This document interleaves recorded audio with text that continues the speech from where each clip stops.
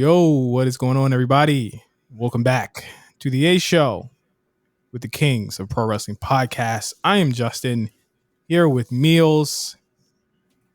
Crazy day today, Meelz.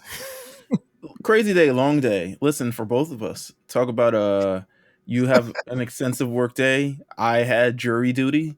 So I think just in general, this Tuesday was not meant to be, but still we persevere. We're everything. We've been so busy. We don't even have an actual legit rundown for this, but guess what? We're professionals and we're going to wing this because we've been doing this for 184 episodes. That's what's even just how we crazier? do. You know what's even crazier? I'm completely calling it. This is what we call, for anyone who has never listened to the A Show, this is an episode that is called, we call it In the Ring, because we're calling it In the Ring. We got no 4 matches this week. We should probably head to No Holds Barred and whatever we got for No Holds Barred. Actually, there was a big No Holds Barred this week. Are you interested in the story that I have for No Holds Barred? Yeah, let's go. Let's do it. We can just run with some stuff off the top of our head, stuff that we've actually talked about in our group chat, and then in the Discord, which you can get if you subscribe to the Patreon. So make sure the patreon.com/the show RNC. You can, if you're a member of a certain tier, you can get into the Discord. We'd be talking all types of crap. You know what I'm saying? So it's a fun world, it's a fun existence, etc., etc. Last week, the biggest news occurred with one of these. What? You know what this is? What? A garbage bag. Oh, God. Yeah, I did that. Professional. Off the cuff. You don't even write this. We have no plan. That's great. Where are you sitting with the garbage kitchen? Kitchen. But last week, the most important news, or at least the most notable news of the week, occurred with one garbage bag that was delivered to one Mickie James's house. And Mickie James went on Twitter, and this is the week after she's released, after the mass exodus that they had post WrestleMania, where we talked about last week that Mickie James was one of the things. We actually ranked the releases, or at least see how much impact they had. Once again, patreon.com if you want to go hear the additional content for the episode. But we talked about it, and Mickie James this week, she was like, she actually tweeted a photo and essentially said like, hey, I finally got, what was the actual wording? She got back her stuff from the WWE, and it was in a trash bag. I mean, in a box with a trash bag in it with her stuff, I guess, from WWE. I'm shocked that she opened it and Peyton Royce didn't fall out. Or Chelsea Green, or whatever tag team they're trying to make, right? We're going to talk about Chelsea Green in a second, too. But no, essentially she gets that. She tweets it out, and all hell breaks loose. We get plenty of shakeups in the WWE, and it's because of this one trash bag. Now, I feel like, I'm going to say this. There are many people who are talking about, there was a comparison, something with Bobby Lashley and Mickie, and something with Mickie James. Do you want to elaborate on that? Because I think you had a very scathing comment that I don't think Mickie James deserved. What? To something of the effect of, if it's between a black guy being champion or some old panties in a garbage bag, I'm gonna take the black guy as champion. Yeah, something of that, rather. I said, Bobby got a title. You got a trash bag. I'm going for the black man every time. I can't be mad at that. What were your thoughts on the delivery of the trash bag, though? It was wrong. I think that what gets misconstrued is that this is a systemic problem within all corporations that treat people like this. And I think that what gets people tripped up is that they tend to make it, it's all about WWE, or when it's really all about this structure where it allows carny shit like that to happen, women to get sexually harassed in other workplaces, people who are of color to not get opportunities in other places as well. This is a conversation we need to be having about all workplaces. And I think that it gets boiled down to, well, Vince knew about this shit. I'm like, Vince probably didn't know about this. Vince ain't sending no damn garbage bag. But the people that he's hired in the environment that he's created may have started that. And there's people like a Nick Khan who comes in and says, you know what? Let's just fire everyone involved with this. Well. I don't want to say it was Nick Khan, but definitely Triple H and Stephanie McMahon went onto Twitter and took responsibilities and apologized on behalf of WWE and said the person who was responsible for this has been fired. Period. End of story. And yes, while this was like, I believe a couple hours before, what was it? The WWE was the stockholders meeting or something of the rather. It was literally minutes after. Where they presented themselves, oh, we're doing great. Social, the YouTube numbers are amazing. This Peacock deal is et cetera. What else did they reveal at this? We're like dipping news into news. They fucking revealed the NHL news literally days before it got announced. Hey, listen, WWE was doing big things, and this was definitely a smudge on it. And we found out, I don't want to say we found out, but shortly after, which I can only assume that there is a direct correlation, we heard about the release of one Mark Carrano. Good. Which is, as many may know, has been like, I don't know, the recurring character on Total Divas who always like crushes their dreams and also like presents their dreams in a very firing niggas. Was firing niggas on Breaking Ground. Remember Apollo was on Breaking Ground? Was firing him or was that it might have been that other guy, but he probably had a part of him too. But yeah, Mark Carrano, man, what a career. What an asshole. Apollo was on that. He was UHA at that point, remember? Yeah, UHA Nation. Shout out to him. Yeah. He might have to go back to that name, to be honest with you. It's kind of hard. How be fired? Wasn't it like the Apollo was a slave name? UHA Nation was it? I like that. Would they use the term slave on WWE television? That was his corporate name or something like that. They could change it. Well, no, I'm reading the lines there. But I think this is, and I think I even said this the other day. I was like, these companies don't give a shit about you. It doesn't matter if you got fucking 100 WWE championships. It is what it is. They've shown you time and time again. That they don't care about their workers. You know what I'm saying? Like, you would want to believe that, and knowing this, you have to decide as a fan whether you want to continue supporting or watching it. And it's tough, but it's like we consume and watch, and we watch a lot of shit. And sometimes I look at my boy Eric Abris, and I'm just like, do you find any joy in anything? Because it's like if we were to like go against anything else, and then, we talked about it. I'm just like, I just don't know. Like, I can't fight everything. You know what I mean? Like, I got enough fights trying to be a black man. I can't fight everything. You know what I'm saying? Like, it's tough. Right? Yeah. It's really hard to kind of not toe the line or go too hard one way. Like, it's up to y'all to determine whether this is what you want to kind of go out for. But it was wrong, absolutely. Well, I'm not saying that her getting that sent to her was wrong, but to make this into like a systemic issue with the way they portray women and men and all this other stuff, I'm like, nah, this is just some HR corporate fuckery. That's what it is. Yeah, probably told some intern like, yo, just grab some rentals and put it in the bag, ship it off, make sure it gets there right. And Mickie played it right. That was an instance of a wrestler, because come on, man, be real. We said this before. These wrestlers be working y'all. They work y'all all day on social media. They work y'all every single day. Talk about it. It works every single time. They work the shit out of y'all, and it works every single time. They'll say anything, and y'all just go along with it. Just go which way? That way. Right. And Mickie played it so well that she got niggas fired. I know she didn't mean to do that, but what was more importantly, she got a spotlight on the situation, and they're changing. Absolutely. And that's what we want. And that's what we essentially want. So they need to change, and that's the change that need to happen.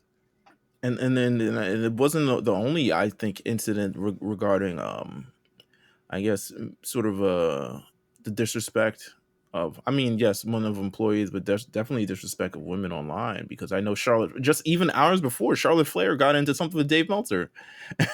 Like, for what? Insane. And somehow Dave Meltzer became the victim here, because let me just be clear, not all of you, but a lot of white wrestling fans are fucking terrible people. Let's just be clear. They're incels, sexual harassers, misogynists. I won't say sexual harassers. I can't see that. Let me not say that. But they're misogynists, absolutely. You know what they were trying to say? They're trying to say that because there were stories of WWE forcing women to get plastic surgery, that Dave Meltzer was not wrong, and that Charlotte was being forced to get bigger breasts and change her face and stuff like that. Yeah, I'm not. These stories from these women, if they're saying it, who am I to say they're wrong? Right? Absolutely, Right. That's fucked up. Am I gonna say and sit here that Charlotte, who more than likely got these elective surgeries and had to actually be out for fixing one of them last year, was one of those people? No, I'm not gonna say that, because we're in a different time. This type of stuff is normal. Women want to get this stuff. Leave it alone. It ain't for us. You know what I'm saying? It's their bodies, to be honest with you, and it's really up to them in terms of what they, And I don't hold this against anybody who gets any sort of plastic surgery. If there's something you feel like you want to improve, by all means, go about it. But it's not really up to anyone else to decide, like, whether it's ethical or whether it's moral or something. It's really up to you. And then for him to kind of like be, at least everyone to be complimenting that, or at least running to the aspect, it's like, wow, you guys are garbage. Yeah, really. It's weird. I think, and the thing is to say like, oh yeah, you get a push when you get big titties. I'm like, well, if you guys are saying that Billie Kay, who I believe had gotten plastic surgery before she got to the main roster, not sure. I think someone said that, but like, if you're trying to say that, oh, he only pushes people that have these enhancements, look at the champions who are currently champion right now. Like, I mean, there you go. Bianca Belair hasn't. Raquel Gonzalez, she got new teeth. Is that what you're talking about? Like, she can't get new teeth? Them teeth, man. Stop smiling in them damn pictures. She's a face now, so I guess she got a smile.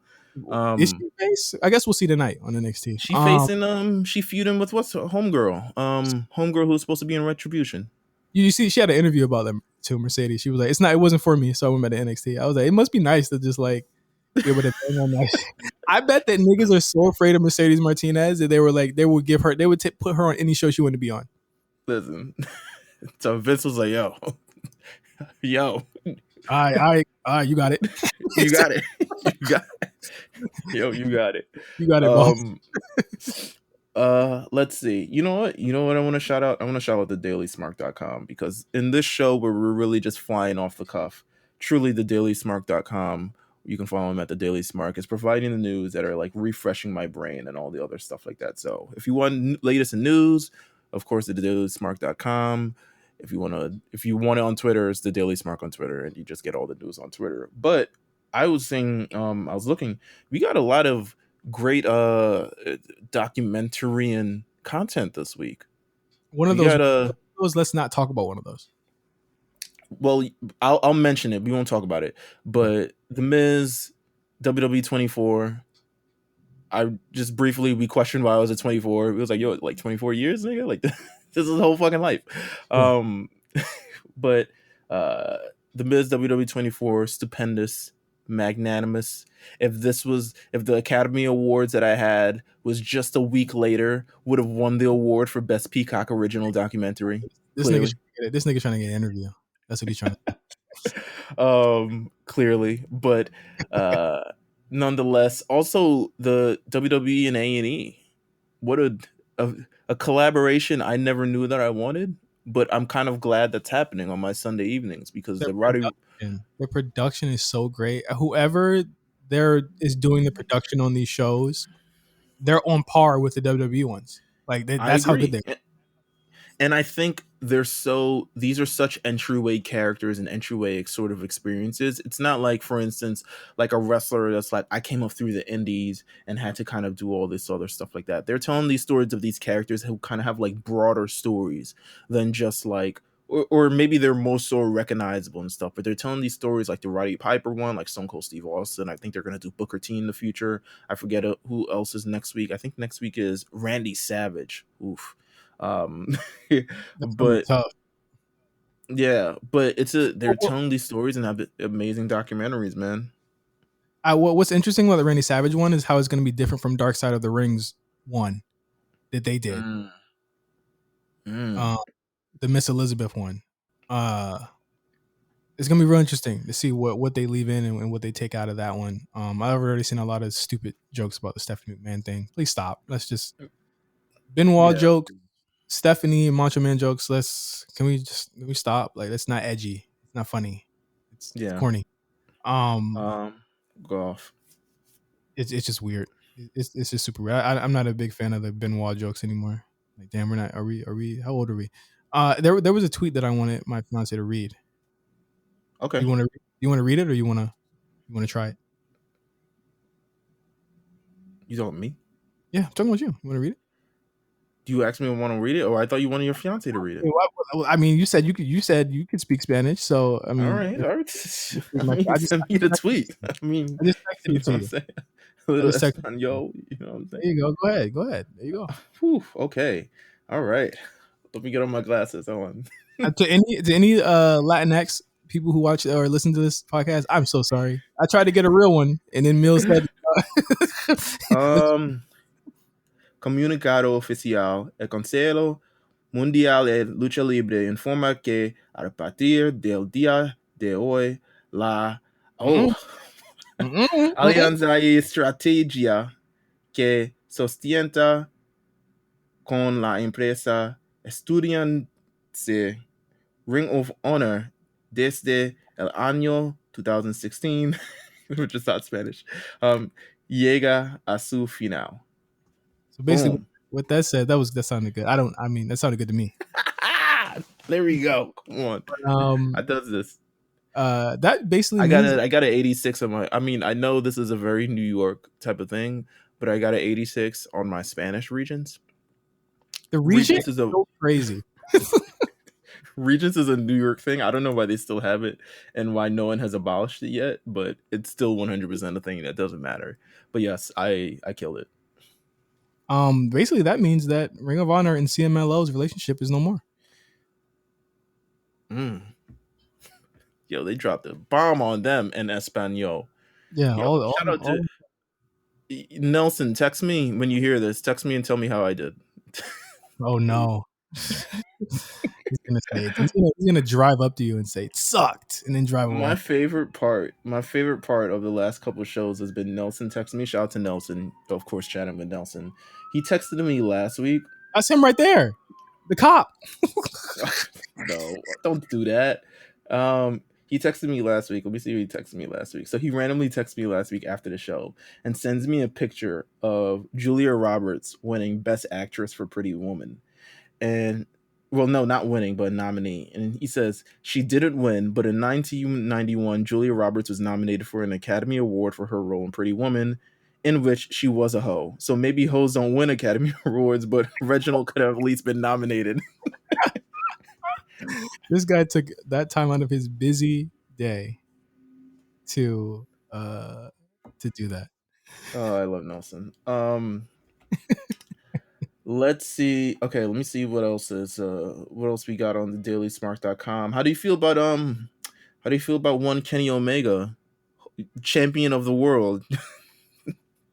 Who does that help? And I spoke a little bit about AEW on Spot Callers with Cyrus this week.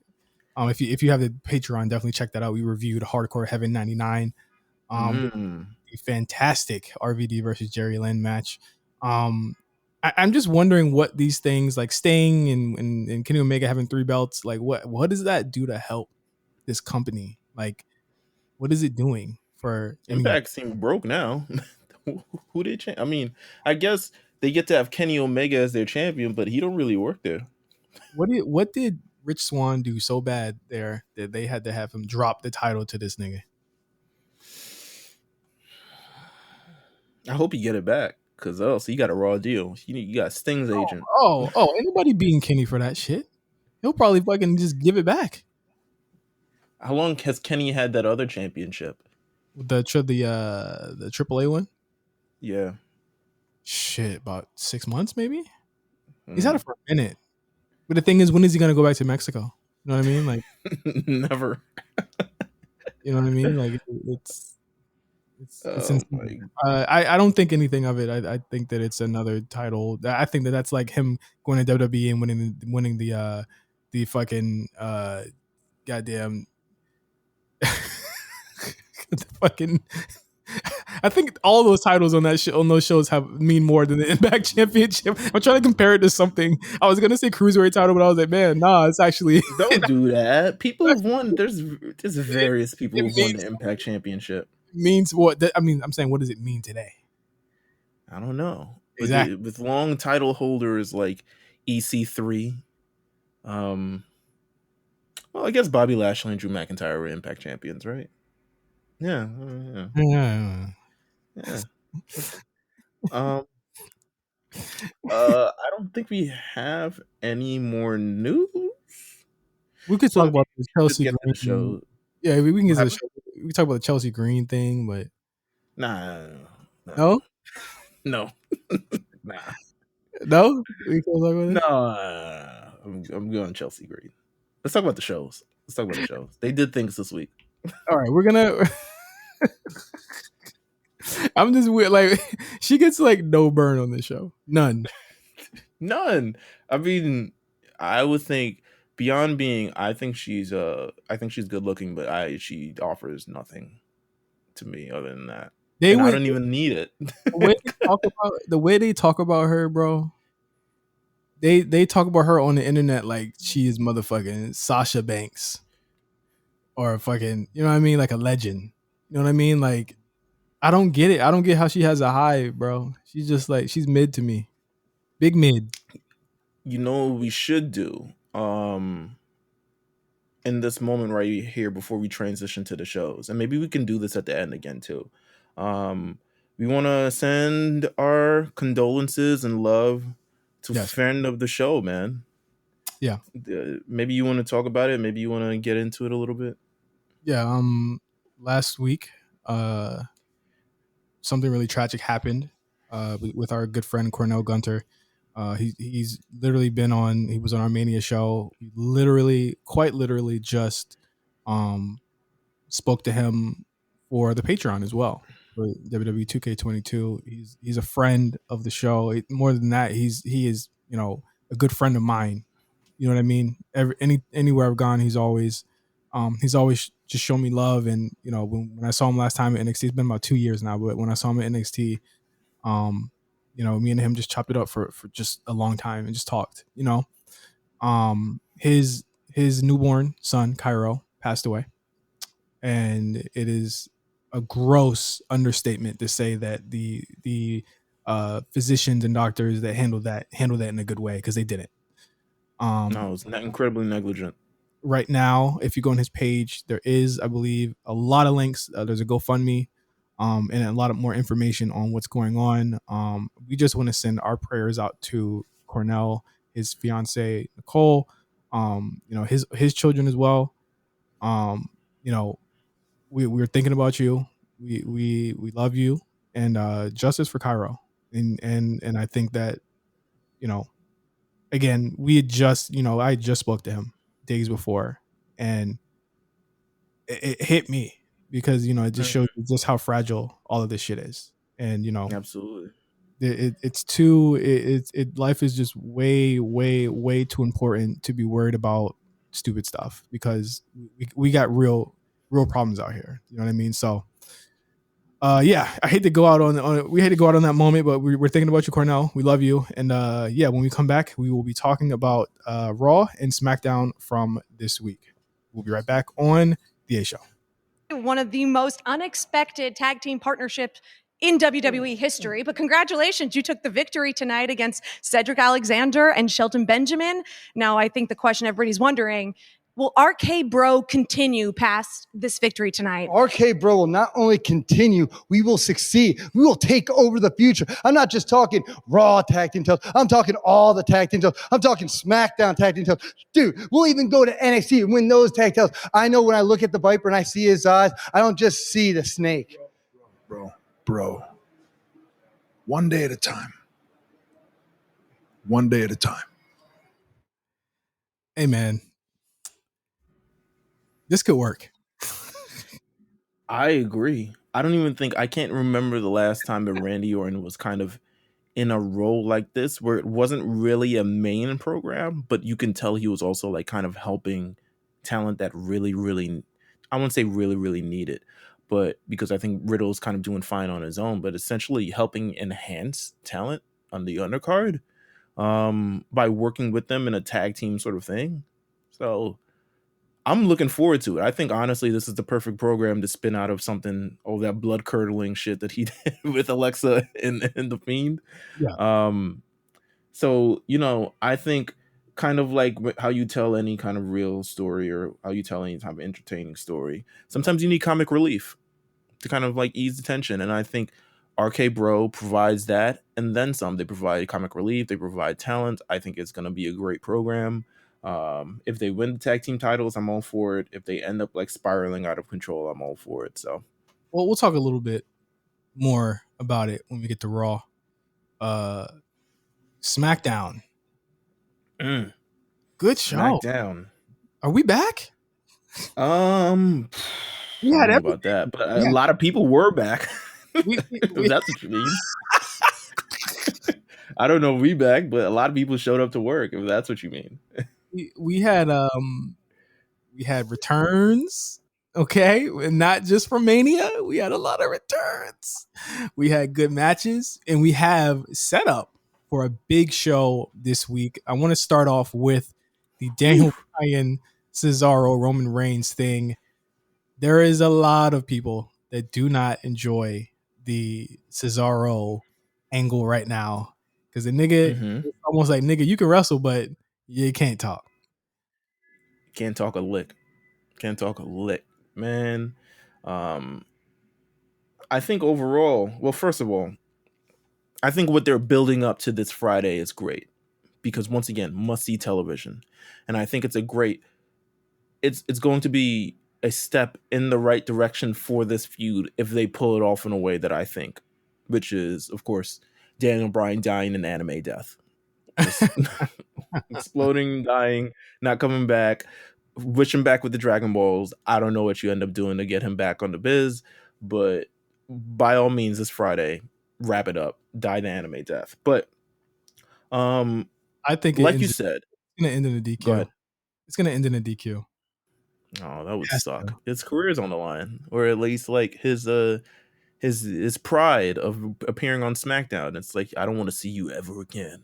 If the story is that they're doing triple threat redos of all of these title matches, I see Daniel Bryan being in a triple threat with Cesaro and Roman Reigns.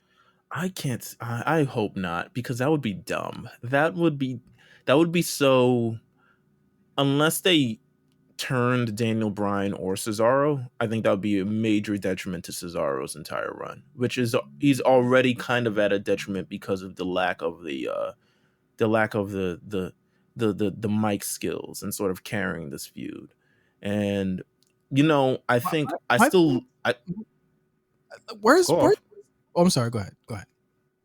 No, I was just saying, like, in terms of Cesaro, I think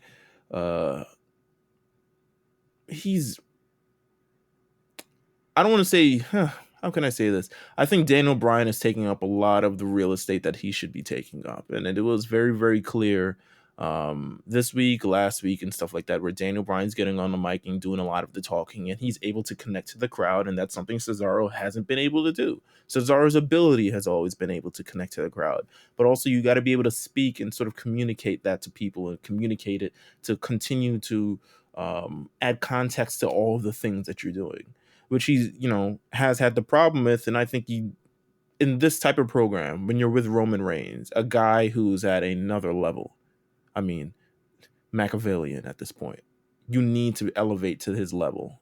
And I just hope Cesaro can. I really do. Me too. Where's Shinsuke? Shit, I know. They ain't a main event on SmackDown, so either on the show or not on the show. That's a good question. So weird. So fucking weird.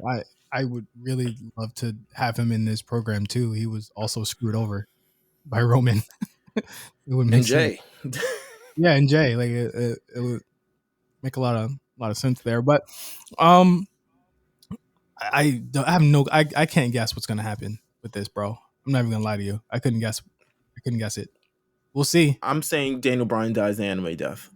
And Cesaro has to be the one who, who's holding him up in the ring and is like, my brother, or something like that. And he's like, I will avenge him. And then he goes off to, his training arc or something along those lines and becomes stronger and, juggles with microphones and, speaks on water, speaking coherently under waterfalls and all types of stuff like that. And then maybe he'll be back for WrestleMania Backlash or something along those lines. Who knows? He said his contract is up around in summertime. Is he going to resign, or do you think he leaves? I don't think he resigns. I think if he's truly trying to wrap up the end of his career, I know that I don't think he want to do the same thing that CM Punk did, where it was too late. Right. Where it's like, I want to accomplish my dreams at 42. But he's main evented. He's main evented 2 WrestleManias in a decade. He's done it all. He knows there's a place for him always. Yeah. Do you think his wife is still there? Think he goes to another company? I think so. I think I think if Daniel Bryan doesn't resign and we don't see him at Wrestle Kingdom next year, I think it's going to be wild. Yeah. New Japan really needs him. They're drawing less than 500 people right now. Oof. That's tough. Yeah. That's tough, baby. Also on SmackDown here, we got an official confirmation of Bianca Belair versus Bayley at WrestleMania Backlash. So, did you like that they just announced it? Because I loved it. I did too. People hate that shit. I loved it. I love it when they did it with Bobby Lashley and Drew McIntyre. Just get to the. We don't need number one. We know Bayley's legit. We don't need the whole I'm winning a triple threat match. I'm pinning the champion who's been distracted. Just give her the match. Bayley's longest reigning SmackDown Women's Champion of all time. Bianca Belair is a champion. Bayley has a win over Bianca Belair. Bianca Belair has a win over Bayley. Rubber match. There. Bada bing, bada boom. WrestleMania Backlash. What an interesting segue to commercial. Then I'll be there in a second. And then it goes to commercial. The phone shit was amazing, wasn't it? I love the way they present her in an authentic way as an authentic Black woman. I feel like the way that they've presented Black women in the past has been really written by white people. You know what I'm saying? Whoever is giving Bianca that leash to kind of do what she wants to do. Her promos are not like anyone else's. Her look is not like anyone else's. And even the way she's presented to everyone is not like anyone else's. And I think it's a breath of fresh air. And I'm glad, again, this is why we said, go with Bianca, do the right thing. And I'm so glad that they did, because to me, it's working so far going into it. And we're really anticipating her first match back, because it's going to be a big deal, because we haven't seen her since WrestleMania. I agree. Oops, sorry. Press something. Let's talk about let's switch gears. Intercontinental Championship, because that's also on the line this Friday. Yes. We have the big WrestleMania rematch. I mean, WrestleMania Backlash is right there. Why not another rematch before WrestleMania? WrestleMania Backlash is not until May 16th. So let's keep the good times rolling. We have Big E versus Apollo Crews, Intercontinental Championship, this Friday on SmackDown. I'm looking forward to it.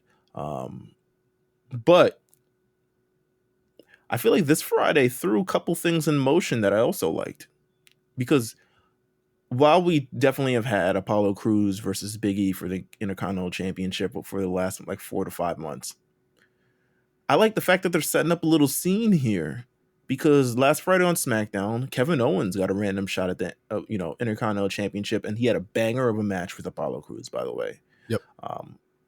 But they also included Sami Zayn into this. They also included Big E to this. They had a lot of various interactions between all three of them. Of course, Big E has beaten Sami Zayn for the Intercontinental Championship. Sami Zayn's feuding with Kevin Owens. Big E took exception to Kevin Owens hopping the kind of line. Also, a little hint to the Big O thing.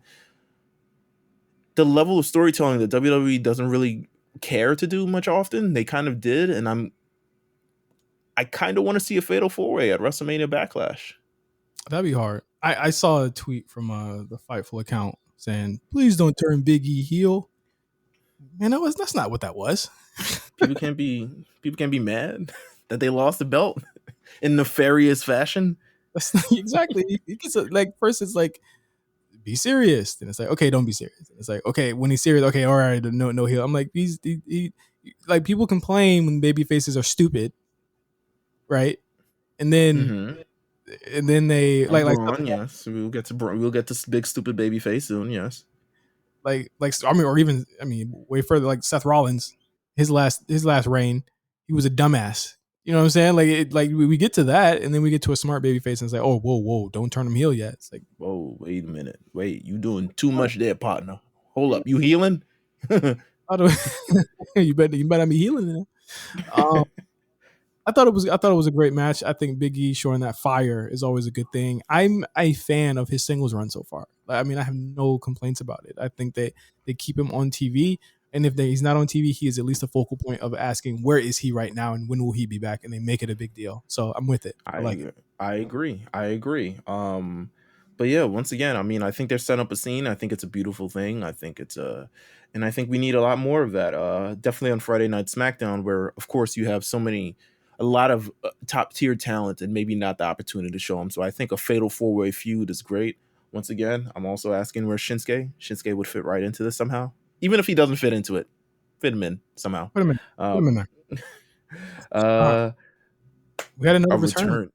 Yeah, go ahead, man. This is your jam. My goat. Now I told niggas a couple weeks ago. Feel me? I said we close, we imminent. You know what I mean? People was looking at me like you a liar. Said, all right, I said it. You said it, and I said, chill. You were talking about Aleister got to pack his bags. I said, whoa. Listen, I said if they don't use him by us, I would start packing my bags. And I said, chill out. He's back. He's coming back. And then he came back. Really good. He came back. Really well. You could tell by the production that this ain't just him in a goddamn room. You know what I'm saying? Like this was a really produced. Final Cut Pro out, and they started doing some shit in there. This was a really produced thing. You could tell they put some time behind this. It's clear he's a heel right now, but I think he works better that way. I thought he was a really good heel before he disappeared last year, but I liked him as a face. I don't know. Liked him as I think that now that he has a kind of like cult leader vibe, now he has a character almost where it's like he's not like a cult leader, but he's kind of like a delusional. He didn't really get to the heights of delusion that I wanted him to with the eye thing. I thought spinning off the Seth thing was a really awkward thing for him to do. Like, yeah, I agree. Like, nigga, but I think we were in the middle of a transition between executive directors and absolutely him trying to like end something that he didn't create. Yeah, exactly. You're absolutely right. But I think with this, I'm cool with them holding off until they finish these WrestleMania storylines and then put them back into the mix this summer, because I think that the summer is when they sorely need talent, and that's when I think Aleister would be good. I don't know where they slot him at. I'll be honest with you. I want to ask you a question because on the YouTube page, which I always use to like remember what happens on SmackDown during these shows, it says Aleister Black Chapter 1, The Dragon. Mm-hmm. What's your over/under on how many chapters we're gonna have for this thing? Six weeks of this? 666. Ooh. Okay. Because you think WrestleMania Backlash what, 4 weeks away? Money in the Bank, where his big anime death happened. Oh, that'd be fire. But I think what were we like 4 weeks away? Climb back up to the top of the building, wins the briefcase. If they even do that again. So I would imagine that they do the 4 weeks to WrestleMania Backlash, then a week to announce that he's coming back the next week, and then he comes back that next week. 6 weeks. Okay. That's my prediction. That's with me not knowing anything. So I like it. I think that's all we had for SmackDown. To be honest, it was a really good show. no Sasha. Really good matches all around. No Sasha. We're still flirting with. How you feel about the women's tag team champions having 2 separate feuds on 2 different shows, and we're still not really sure what direction they're heading in with the belt. Drop the fucking belts, please. Drop them. They're having like a blood feud with Nia and Tamina, but also a blood feud with Naomi and. But at least like give it to Natty so that I can know what segments to skip now. So just give it to Natty because I still care about Shayna Baszler. So I'll watch the segments, right? So it's like even if I'm not happy with where she's slotted right now, I will still watch her because she's so damn good at what she does, whether she's winning or losing. If it's on Natty, I'll know, okay, I'm not going to watch the segment and skip because I know that Shayna will probably be doing something better. So drop the damn title.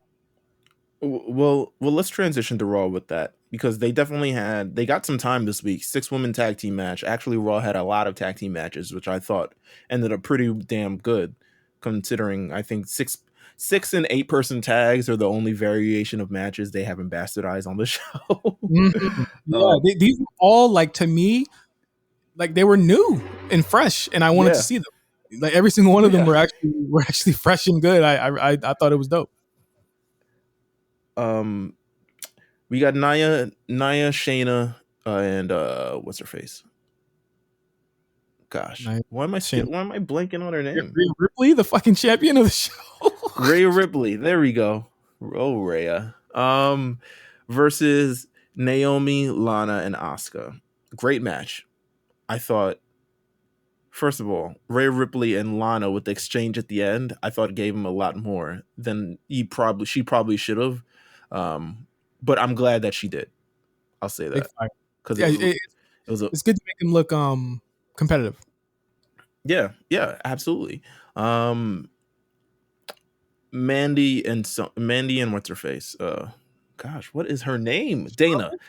Oh, Dana. Oh, Mandy and Dana with the water and Nia Jax slipping. Are we tired of the hijinks every week with the women?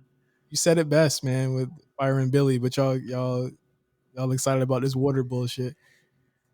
Shayna and Nia have like storylines going on at one time. If you were to bring someone in to watch this show, you say, why is she slipping on water? Who is this guy that they're with?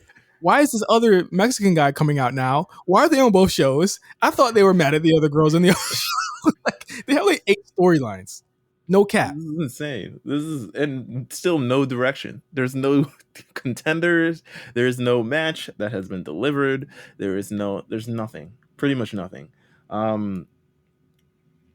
Let's see what I want to spin out. Actually, you know what? Good transition from that. Speaking of Mandy Rose, we saw a little bit of action. And what I really mean from talk about Mandy Rose is talk about Charlotte Flair. It's back. I mean, there's a larger storyline here. For as much as people really shit on Raw, and I absolutely get people shit on Raw this week. I don't think it was a good show.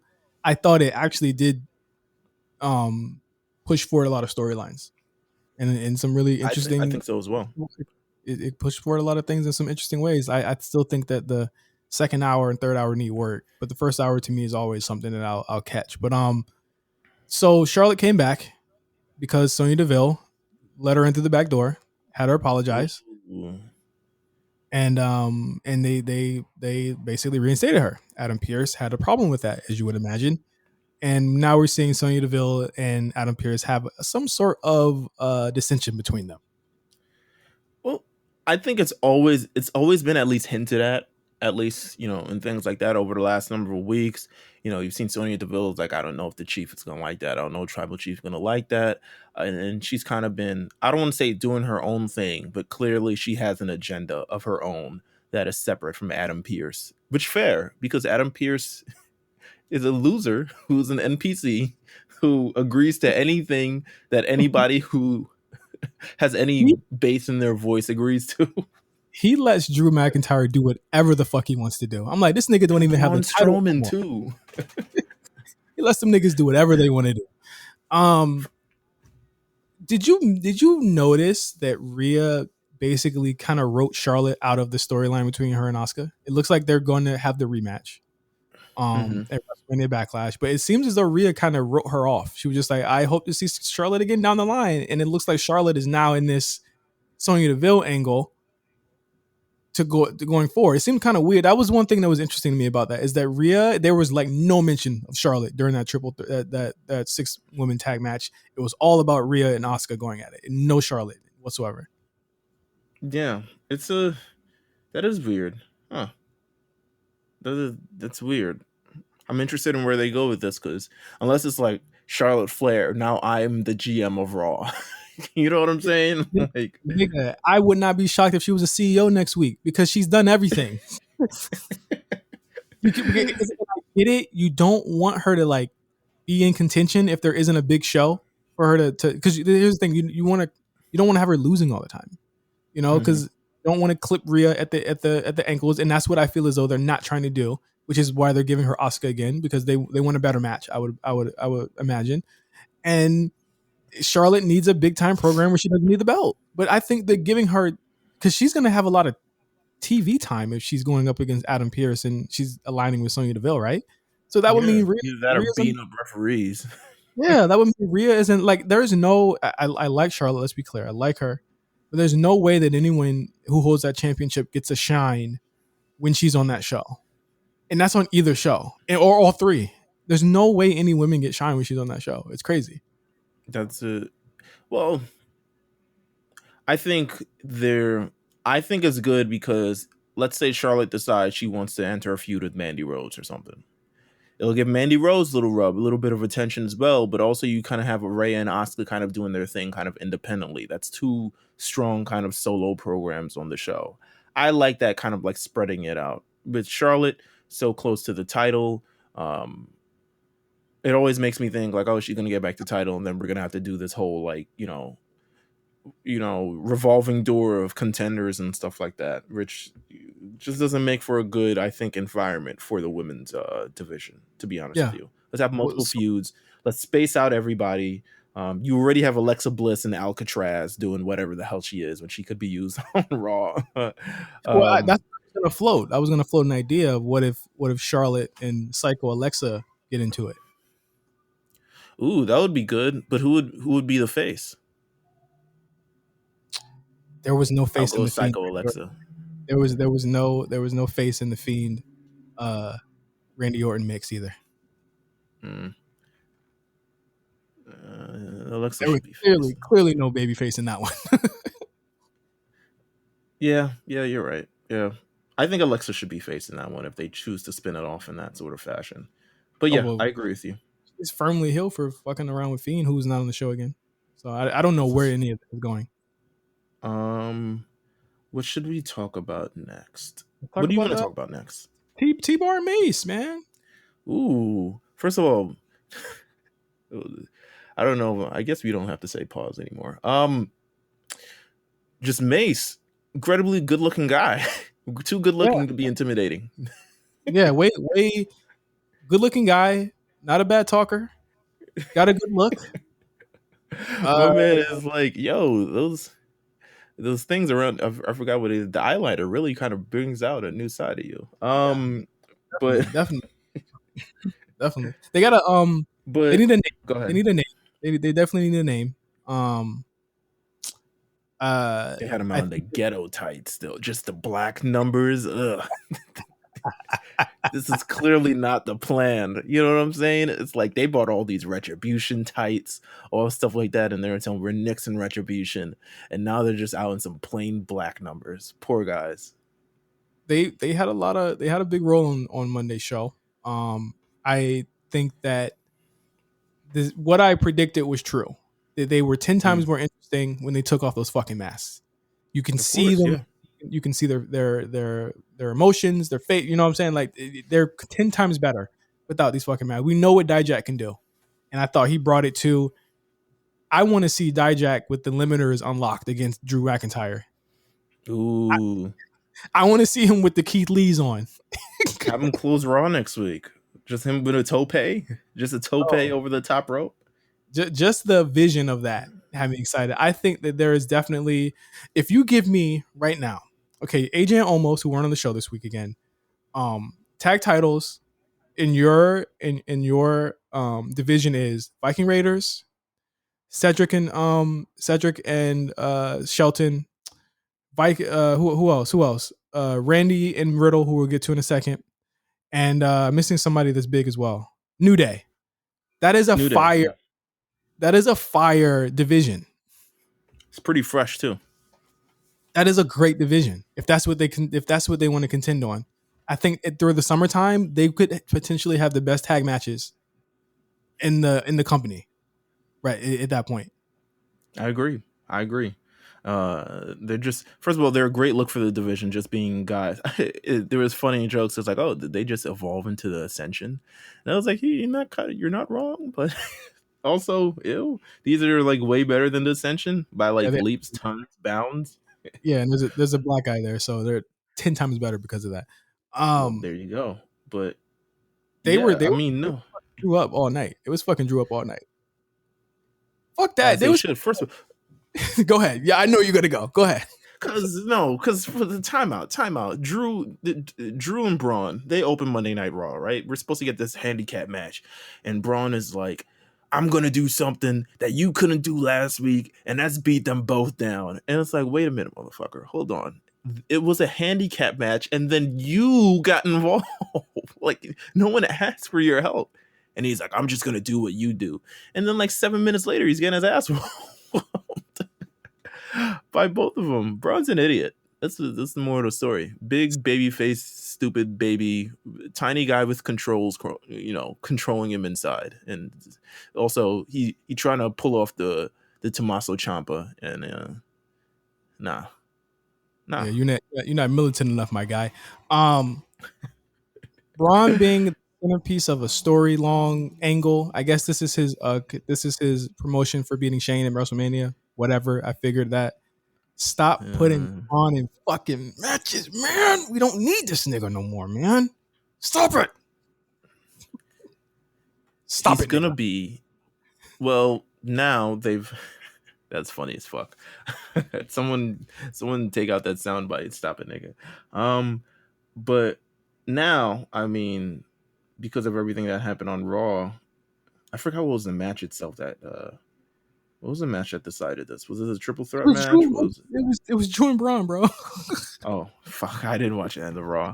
Drew and Braun, and Braun won because T-Bar and Mace came in. We still have no clue what their alliance is with Bobby, but they came in, interfered.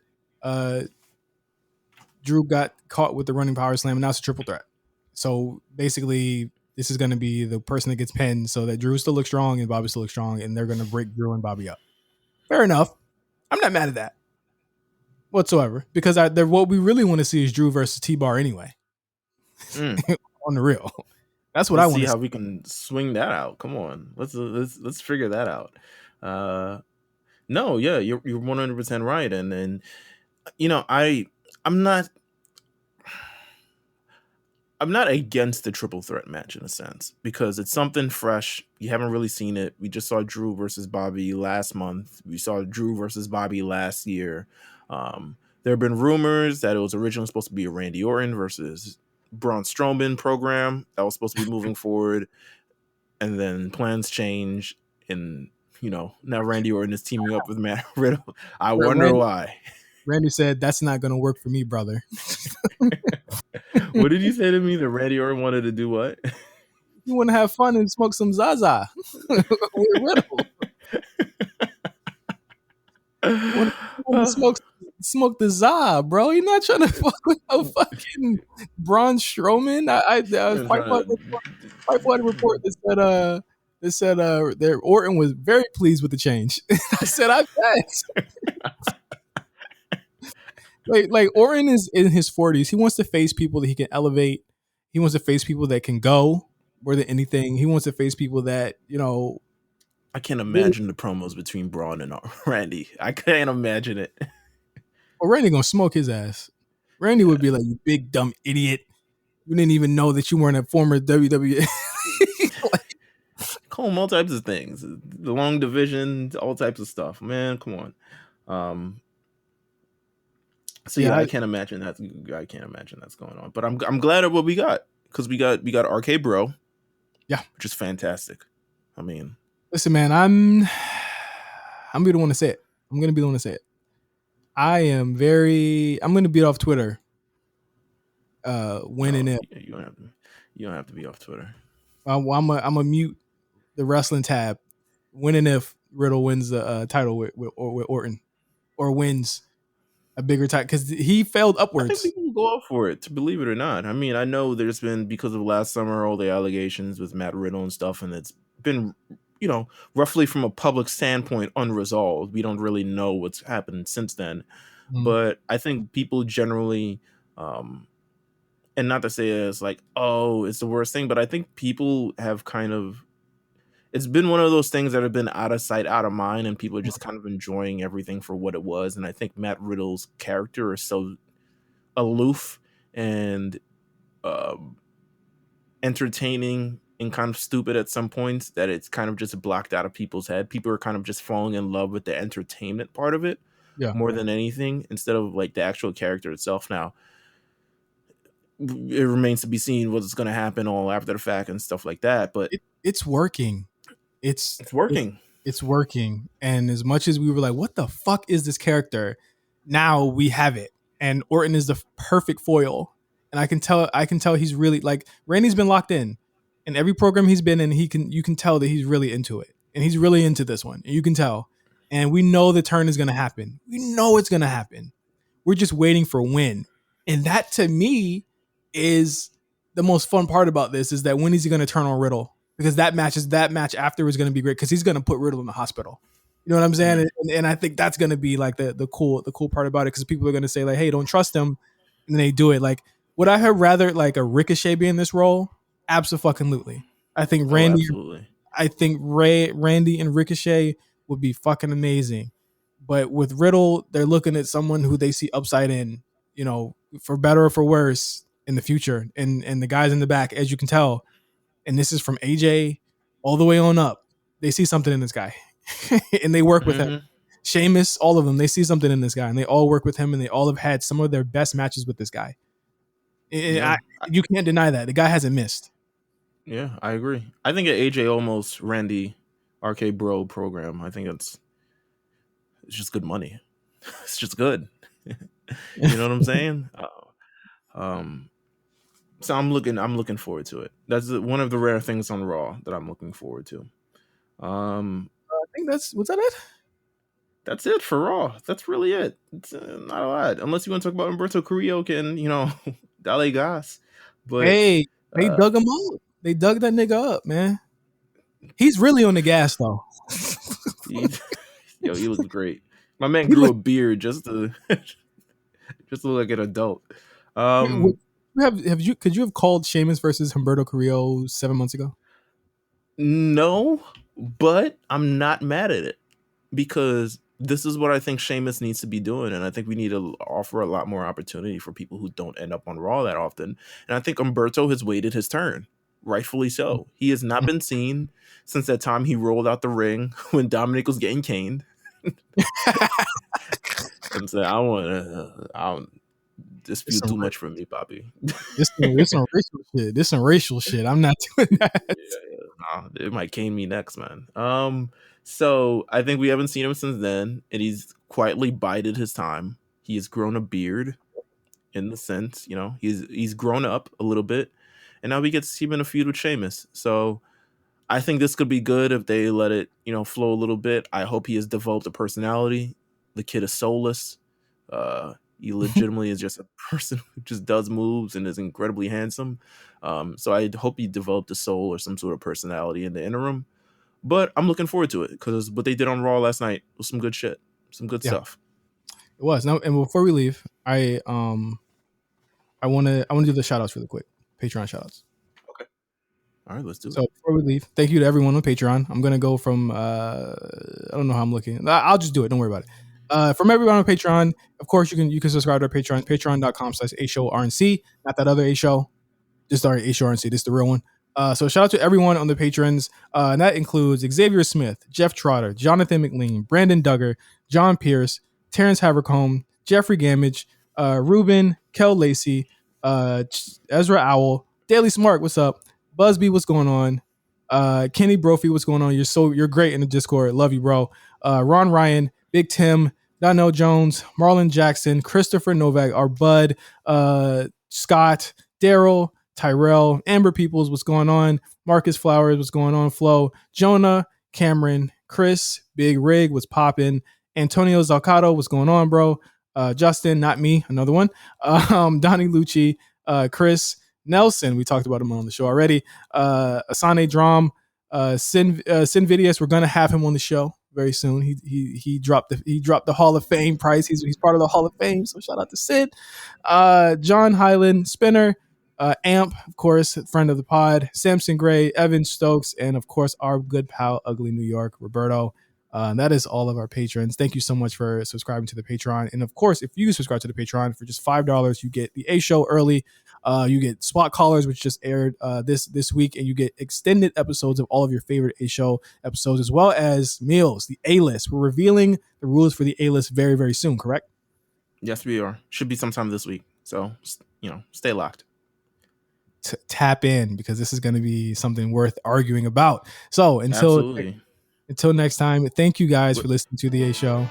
Wait. We got song recommendations. Did you pick one, or do you want me to go? Oh, go ahead. I'll find it right now. Okay. Well, you're not gonna have to look far, because I'm pretty sure you've been listening to this all week. I'm gonna go with the Sid Jones. He picked from Young Stoner Life, YSL. That's why I'm sure you won't have to search that far. GFU. Okay. Yeah. I'll pull it up right now. Sid Jones. So Sid, this one's for you. Thank you. Maybe we'll do this more often. But yeah, once again, follow the A Show RNC. Listen to us on Patreon. Listen to all the other RNC radio shows that come out during the week. And yeah, stay subscribed, stay ready. Yeah, and get fucked up. Be safe and wear your mask. All right, till next week. For Meelz, I'm Justin. Peace out. Get fucked up. Get fucked up. I cannot be saved. I'm back in LA. They pray on the weak. I pray on the praise. Niggas be thinking I got this shit made, but I sacrifice a lot of them days. Put that all on my shoulder, I won't rage. Step in the car, catch me. Then I'll go until back in the days. Jump and rip your shit out till I can pay. We ain't like your nigga, cause my niggas paid. This shit too low, Tyrus, turn up the bass. Take you a shot to the head, to the face. Damn, oops, damn, ooh.